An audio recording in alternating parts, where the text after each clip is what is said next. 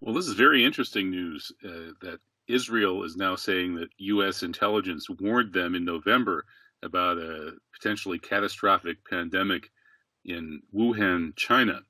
And apparently, other U.S. allies were also warned in November. This confirms what ABC News reported earlier this week. And of course, the Trump administration denied it. And you're not supposed to believe anything until it's been denied. Maybe twice or three times. So we'll have to wait for a couple more denials before we could be sure that this is true.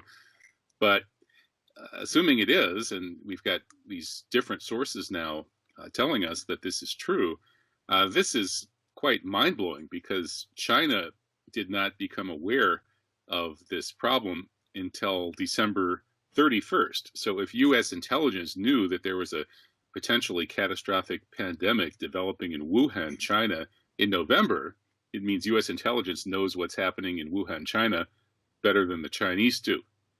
And the only reason that that would be the case would be if the U.S. had planted the virus there. Now, that sounds like an outrageous hypothesis, but it's really not. If we understand how geopolitics operates, how covert operations take place, and if we understand the complete lack of normal morality and ethics among people who are in charge of foreign policies, we understand why it is far more probable than not that U.S. intelligence was indeed behind this. Although, given what the Israelis pointing the fingers at the Americans, maybe the Israelis were involved too and want to offload some of the blame. Who knows? Certainly the attack on Iran would implicate the Israelis. In any case, the U.S.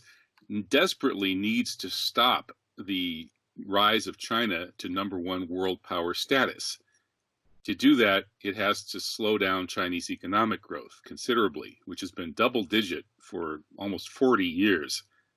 The only way to do that would be to torpedo the entire global economy and find a way to try to break the global supply chains so that the economy would become less globalized and people, countries, individual countries would be looking elsewhere rather than to China for their goods, to get infrastructure through such projects as Belt and Road and so on. If history continues on the trajectory that it was on before the coronavirus, the Chinese are going to rule the world within a decade or two.